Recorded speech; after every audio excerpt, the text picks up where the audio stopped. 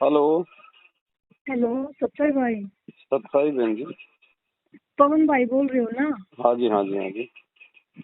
भाई मैं दिल्ली से बोल रही हूँ। जी बहन मैंने बोलिए। हाँ, मैंने एक बात पूछनी थी आपसे। जी। जैसे कि मेरे घर में कोई नहीं है नामदान वाला, मैं हूँ और एक मेरा लड़का है 12 साल का। अच्छा।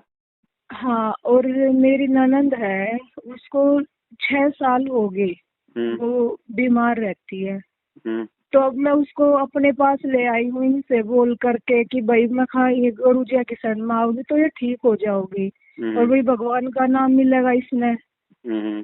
तो अब भैया मैं इसको किस तरीके से क्या करवाऊँ? मैंने आपकी वो जो सो संकल्प नाम दीक्षा, वो तो इसके अभी कुछ है नहीं, क्योंकि ये कुछ बोलती समझती कुछ नहीं है। अच्छा। हाँ, एक तरफ का मेंटल लगा लो आप। हम्म। हाँ। कोई नहीं, घर पे ले आए हो तो कोई बात नहीं, रिश्तेदार हैं, भाई बंधु है, सेवा करना हमारा फर्ज है। अगर उनका कोई अगर है नहीं तो ऐसी कोई दिक्कत नहीं है। आप इनको परमात्मा के सत्संग सुनवाओ। ठीक है, मालिक हाँ को। भैया, वो तो मैं सुनवाती हूँ, जैसे सुबह ही चला देती हूँ, मैं भी सुनती हूँ और हाँ, इसको भी पास में बैठा लेती हूँ, और जैसे आरती करवाती हूँ तो बिठाती हूँ, लेकिन ये रुकती नहीं, जैसे बार बार घूमती रहती है। वो तो देखो बहन जी, जीव के पाप कर्म ज्यादा होते हैं ना। हाँ। अब एकदम से तो वो नहीं, वो उन चीजों को वो करेगा। बाकी कोई दिक्कत नहीं है। वो वही जो कानों में परमात्मा के शब्द जाएंगे वो तो असर होगा है ना। हाँ ना भैया, वो तो मैं सुनाती हूँ इसको, जैसे अभी मैं सत्संग ही लगा रही थी, फिर मेरे को मखा एक बार मैं आपसे बात कर लूँ। मखा हाँ, भैया अगर कोई अलग कोई बात हो तो भाई, जैसे इसको मैं करवा दंडवत भी करवाती, लेकिन अच्छे से नहीं करती। कोई बात नहीं। वो तो बहन जी अनुपदेशी है, कोई भगत तो है ही नहीं। हाँ भैया, जैसे मैं भोग लगाती हूँ वो भोग तो इसको दे सकती हूँ ना? हाँ हाँ, बिल्कुल दो। हाँ, दे ये सकते हैं पूछना बहन था जी। भैया।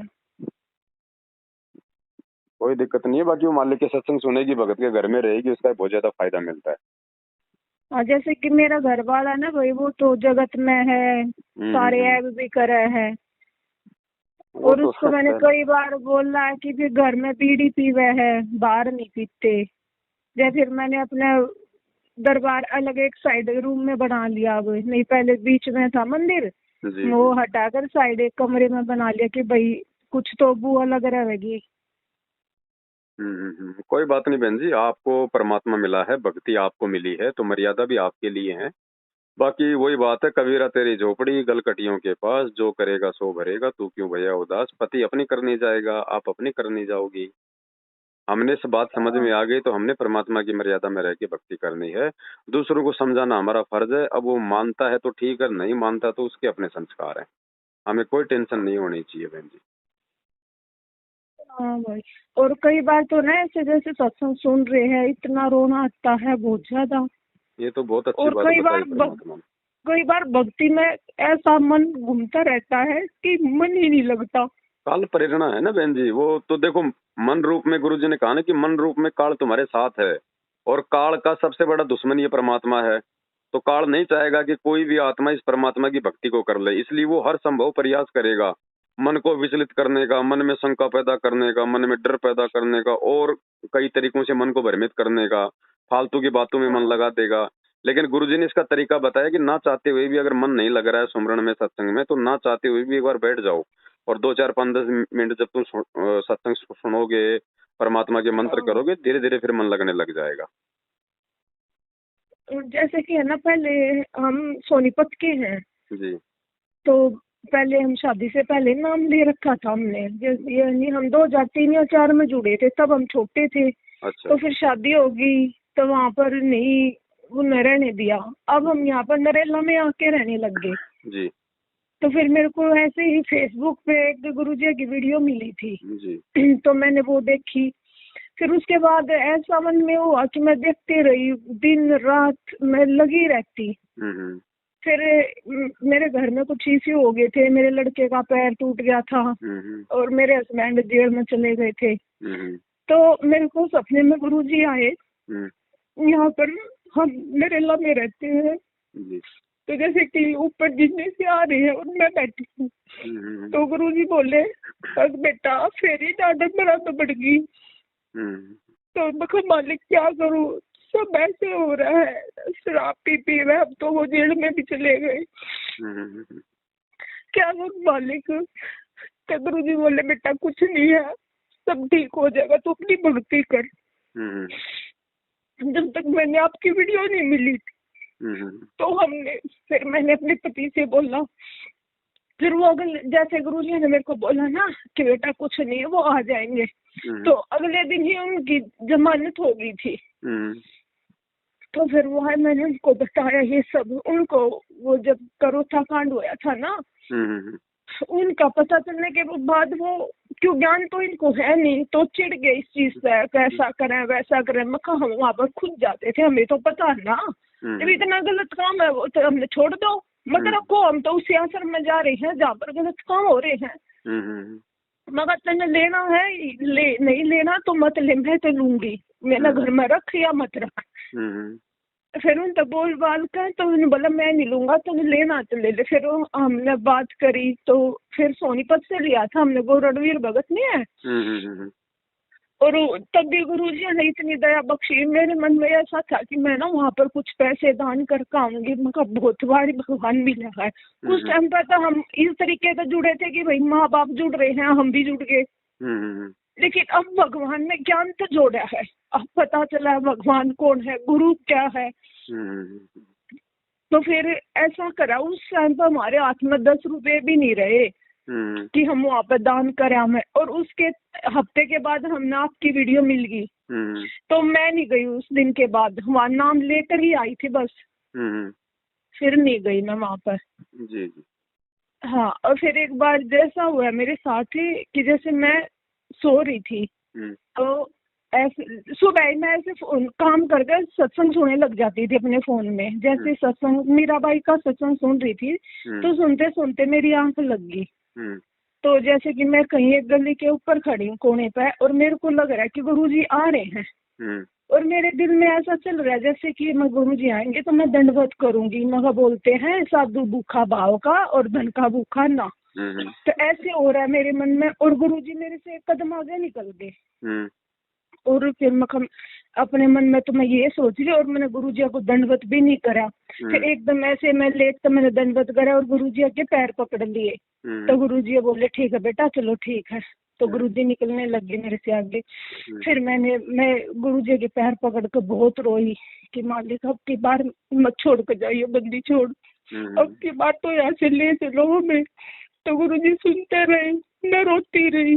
तो गुरुजी मेरे से एक कदम आगे निकल गए, तो मैं रोई गई। तो गुरुजी ने मेरा ऐसे हाथ खींचा और गले से लगाया और बोला बेटे कुछ नहीं, अब की बात नहीं छोड़ूंगा यहाँ पर।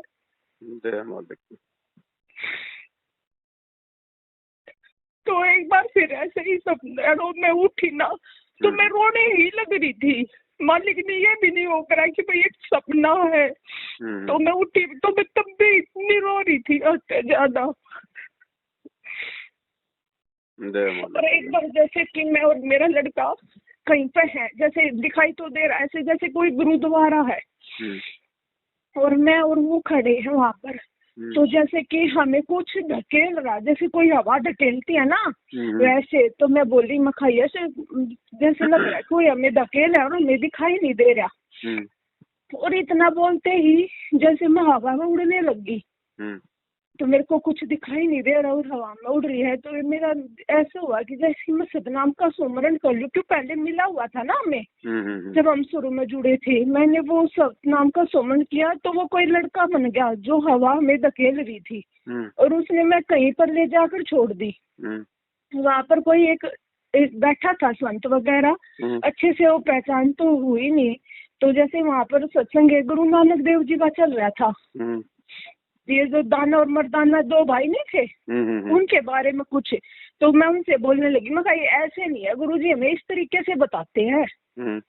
और फिर एकदम वहाँ खुल गई, भैया मैं इसका क्या सोचूं, यानी कि मालिक ने मेरे को ये दिखाया कि तू सतनाम का सुमरण भी कर सकती है। जी मालिक। तो फिर मैं कहा भाई से पूछूंगी मैं कर सकती हूँ या नहीं कर सकती।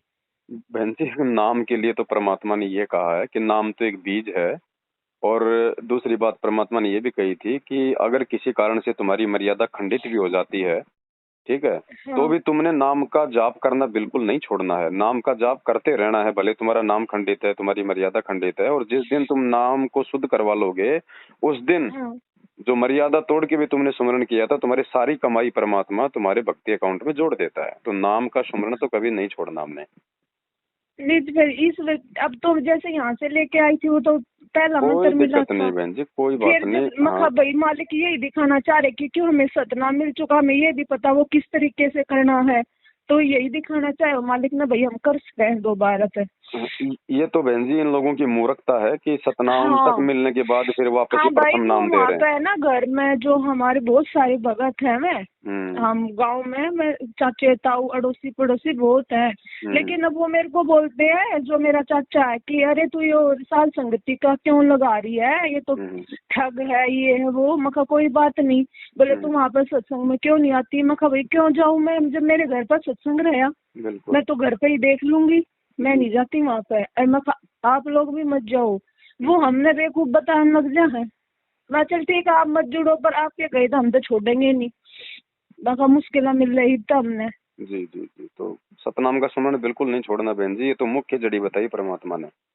हाँ। और नाम शुद्ध की व्यवस्था देखो बहन जी, वर्तमान में तो सबसे बड़ा नाम शुद्धिकरण भगत का अपना घर है। अगर उसको पश्चाताप है अपनी गलती का आत्मा से और गुरु जी को दंडवत करके अपने घर पे माफी मांगता है तो परमात्मा बहन जी 100% माफ करेगा, और नाम बिल्कुल नहीं छोड़ना। हाँ भाई बिल्कुल, कई बार मेरे को ऐसा होता है कि जैसे गुरु जी देख रहे हैं हमें, ऐसे कई बार ऐसे कहीं भी महसूस हो ना, कहीं क्यों दिन में तो बहन 24 जी घंटे रहते आप हैं, एक बात कहीं बताओ, ऐसे परमात्मा महसूस होगा हाँ गुरु जी देखने लग रहे हैं।